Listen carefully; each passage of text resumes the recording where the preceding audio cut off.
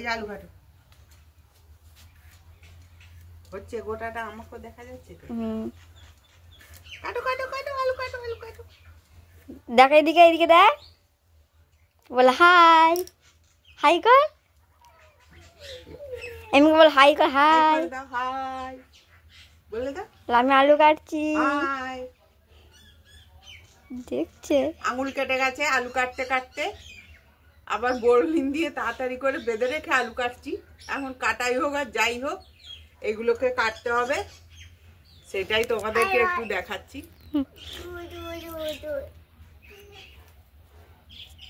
4 বস্তা অলরেডি কাটা হয়ে গেছে, 10 বস্তা কাটতে হবে। 4 বস্তা হয়ে গেছে, এবার বাকি কাটতে হবে। একবার করে রান্না করছি, একবার করে কাটছি, এরকম করে কেটে কেটে আমাদের আলু চাষ হচ্ছে। তোমাদেরকে একটু দেখালাম। 1 মিনিট হয়ে গেছে। 1 মিনিট 15 সেকেন্ড। এই দেখো, সন্ধেবেলা আলু কাটছি। সকাল থেকে তো কেটেছি, রান্না বান্না সব করেছি, বাড়ির কাজকর্ম, আবার সন্ধে দিয়ে চা খেয়ে আবার কাটতে বসেছি। এই যে আলু কাটছি। সকালবেলায় ঠাকুরমশাই 2টো লেবার করে আলু বসাচ্ছে মাঠের জমিতে, আমি কেটে যোগান দিচ্ছি। আর এই যে আলু ভাজা কুটে রেখেছি, আলু ভাজা করব। আর একটু টিভি দেখাও হচ্ছে, এই যে টিভি দেখছি আর আলু কাটছি, এইসব হচ্ছে। তোমরা দেখতে থাকো।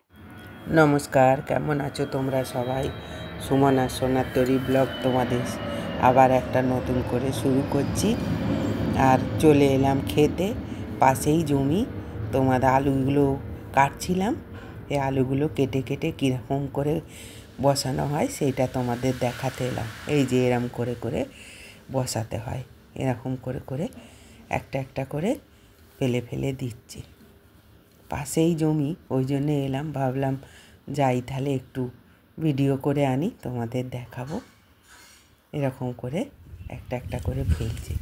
আর এই যে দেখো, এই মেশিনটায় করে যে আলুগুলো ফেলেছিল সেইগুলো মাটি দিয়ে চাপা দিচ্ছে। এই যে এরকম করে করে চাপা দিচ্ছে,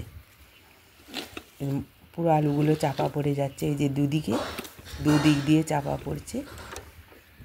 আর এই দেখো, দুদিক দিয়ে চাপা পড়ছে, কিন্তু আলুগুলো মানে 2 লাইন হয়ে যাচ্ছে একসঙ্গে।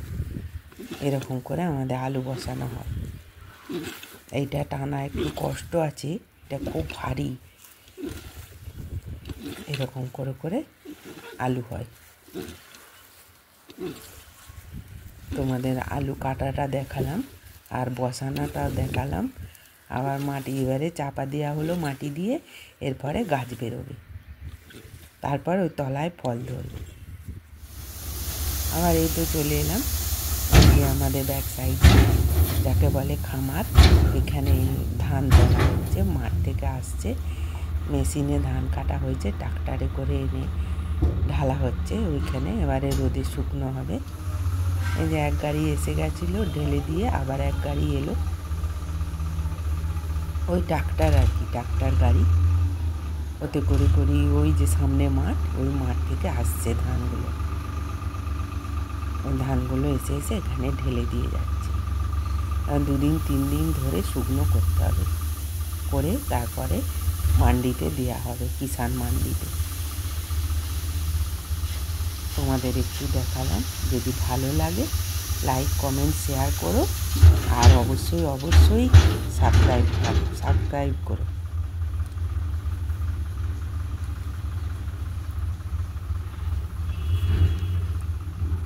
ঠিক আছে, চলো আজ এই পর্যন্তই, আবার পরের ব্লগে দেখা হবে।